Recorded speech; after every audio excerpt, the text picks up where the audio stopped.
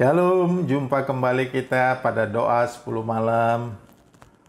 Malam ini saya akan berbicara tentang buah-buah roh yang namanya kemurahan dan kebaikan. Nats yang saya ambil sama dari Galatia pasal 5 ayat 22 dan 23. Tetapi buah roh ialah kasih, sukacita, damai sejahtera, kesabaran, kemurahan, kebaikan, kesetiaan, kelemah lembutan, penguasaan diri. Tidak ada hukum yang menentang hal-hal itu. Bapak Ibu Saudara yang kekasih dalam Tuhan, kalau kita bicara tentang kemurahan, maka tentu itu berkaitan dengan apa yang kita miliki, kita persembahkan demi kebaikan orang lain. Apabila kita mengisi hidup ini dengan hal-hal yang baik, maka secara otomatis buah kita adalah baik. Untuk melihat buah yang baik, perhatikanlah pohonnya pun pasti baik. Karena pohon yang baik menghasilkan buah yang baik. Atau buah yang baik dihasilkan dari pohon yang baik. Menurut firman Tuhan, pohon yang baik pasti menghasilkan buah yang baik. Dan tidak mungkin pohon yang baik menghasilkan buah yang tidak baik. Karena itu, bila bicara kebaikan dan kemurahan, hidup bukan tentang siapa yang terbaik, tetapi siapa yang bisa tetap berbuat baik dan bukan pura-pura baik. Saya ulangi pernyataan ini. Hidup bukan tentang siapa yang terbaik, tetapi siapa yang bisa tetap berbuat baik dan bukan pura-pura baik. Karena itu Bapak Ibu Saudara yang kasih dalam Tuhan, ternyata kemurahan dan kebaikan itu punya kemiripan yang sama. Walaupun ada perbedaan-perbedaan yang nanti kalau kita gali lebih dalam akan ditemukan perbedaan-perbedaan. Tetapi secara umumnya memiliki persamaan. Saya mengambil kutipan dalam Galatia pasal 5 ayat 22. Kata kemurahan. Dari nats aslinya diartikan dalam bahasa Yunani, kemurahan, kebaikan, penuh belas kasihan, ketulusan. Jadi artinya Bapak Ibu Saudara, kemurahan ini berkaitan dengan praktek, bukan dengan teori. Kemurahan itu berkaitan dengan praktek. Ada buktinya, ada wujudnya, ada yang dilihat, ada yang dirasakan orang lain dari kehidupan kita.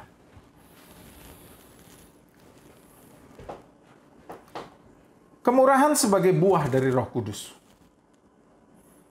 di mana memiliki makna tidak hanya sekedar memberi sesuatu, tetapi bersedia ikut merasakan apa yang orang lain rasakan. Ikut merasakan kesusahan atau kesedihan yang mereka alami dengan tindakan nyata, membantu menyelesaikan pergumulan atau persoalan yang mereka hadapi dan mereka butuhkan. Hadir kita di dalamnya. Dunia, khususnya Indonesia, sedang mempertontonkan tentang kemurahan ini. Banyak orang-orang mendonasikan hartanya, uangnya, waktunya, tenaganya dalam menangani virus COVID-19 ini. Di situ kelihatan ada orang-orang yang mendonasikan uangnya, celengannya, bahkan banyak anak-anak yang ikut ambil bagian dalam situ. Itu bicara kemurahan. Kalau kita bicara seperti itu, Bapak Ibu Saudara yang kasih dalam Tuhan, apakah kita sudah mengambil bagian dari kesusahan orang untuk meringankan bebannya, membantu orang menyelesaikan masalahnya? Ada satu cerita yang paling gampang dan paling sering didengar bicara tentang kemurahan. Satu kali ada orang mengalami musibah. Dia baru turun dari gunung. Dia dirampok. Sehingga tubuhnya atau fisiknya mengalami luka. Dan membuat dia tidak kuat untuk berjalan. tertidur di pinggir jalan. Lalu turunlah imam, tidak memberikan perhatian. Lalu turunlah Lewi, juga sama, menjauh. Tetapi yang ketiga ada seseorang yang namanya orang Samaria. Turun dan melihat, memberi respon, menolong orang yang sedang mengalami luka itu. Dia mengobatinya, dia membawanya ke penginapan, dia mengeluarkan harta dan biayanya. Sampai-sampai orang Samaria itu dikenal sebagai orang Samaria yang murah hati. Bapak Ibu Saudara yang kekasih dalam Tuhan, murah hati berarti adalah orang-orang yang ringan tangan atau memperhatikan orang yang sedang dalam kekurangan, menawarkan bantuan kepada yang terluka, dan bukan sekedar memberi rasa empati atau kasihan, tapi tindakan sedikit, tanpa tindakan sedikit pun. Mempunyai karakter ini berarti memiliki kepedulian sesama yang tinggi. Yang dimaksud dengan kemurahan hati dan kebaikan adalah memiliki kepedulian sesama yang tinggi. Tetapi ketika kita sedang menunjukkan kepedulian kita dengan memberi dan melakukan itu dengan hati yang tulus dan penuh kerelaan, tanpa mengharapkan imbalan dan balasan. Bapak Ibu, Saudara yang kekasih dalam Tuhan, selama masih ada waktu dan kesempatan, berbuat baiklah. Dan jangan pernah berhenti melakukannya. Kemurahan hati juga adalah kelimpahan hati yang baik. Sifat kasih dan sayang. Sikap di mana memberi kepada orang lain, apakah kita memiliki rasa ikhlas? Di dalam kemurahan hati ada keikhlasan. Bukan terpaksa. Atau bukan dipaksa. Ikhlas melakukannya. Orang yang memiliki kemurahan adalah orang yang tidak mengharapkan imbalan dari orang yang dia bantu.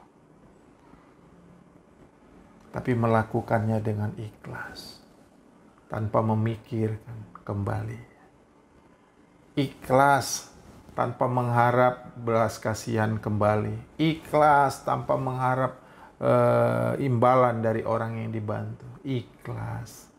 Orang ikhlas itu artinya merelakannya tanpa mengharap kembali. Bapak Ibu Saudara yang dikasih dalam Tuhan, jikalau kemurahan itu tadi sudah kita dengar, maka kebaikan adalah kumpulan sikap baik kita. Ternyata Roh Kudus memampukan kita bermurah hati dan berbuat baik. Sikap yang baik tanpa ada niat yang jahat terhadap seseorang, itu baik. Kita nggak punya niat jahat saja, itu namanya sudah sikap yang baik. Sikap yang baik kepada semua orang harus disertai hati yang tulus. Jangan pura-pura baik, supaya dikatakan orang baik, padahal kita tidak baik. Lakukanlah sesuatu yang baik, tanpa berpura-pura baik, maka kita akan disebut orang yang baik. Tetapi kalahkanlah kejahatan dengan kebaikan. Roma pasal 12 ayat 21 mengatakan kejahatan harus dikalahkan dengan kebaikan. Dengan kata lain, kebaikan dapat mengalahkan kejahatan. Orang membencimu, kita harus mengasihi. Orang mempermalukanmu, kita harus memaafkan. Bapak Ibu Saudara yang kekasih dalam Tuhan, belajar. Supaya apa? Supaya kebaikan kita makin nyata. Seringkali kita mendengar kata seluruh agama di dunia pada dasarnya mengajarkan tentang kebaikan. Ya, tidak ada agama yang mengajarkan yang tidak baik. Semuanya mengajarkan kebaikan.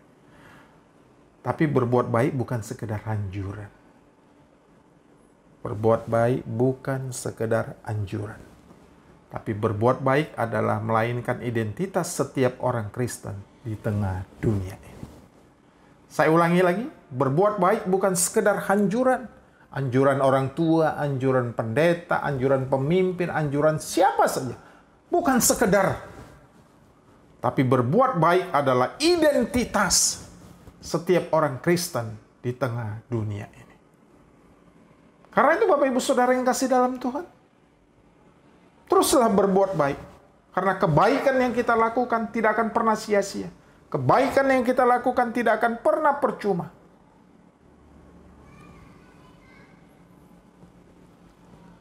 Ingat, sudah menjadi kewajiban kita untuk berbaik tanpa pandang bulu, tanpa lihat siapa dia, tanpa melihat latar belakangnya, tanpa melihat pendidikannya, tanpa melihat suku bangsa, tanpa melihat agamanya. Kita tetap berbuat baik. Berbuat baiklah kepada semua orang tanpa terkecuali.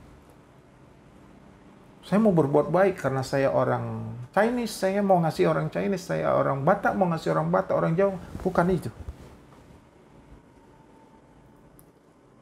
Sama seperti Bapa mengasihi umatnya tanpa pilih kasih. Tanpa memandang siapa umatnya. Demikian juga kiranya kita semua ini dapat melakukannya. Kenapa? Karena kita sama di mata Tuhan. Karena itu Bapak Ibu Saudara yang kekasih dalam Tuhan, saya pertegaskan sekali lagi. Hidup bukan tentang siapa yang terbaik, tetapi siapa yang bisa tetap berbuat baik dan bukan pura-pura baik. Kiranya firman Tuhan pada malam hari ini, bagi kita yang melihat, bagi kita yang mendengar, diberkatin. Tuhan memberkatin kita. Shalom. Amin.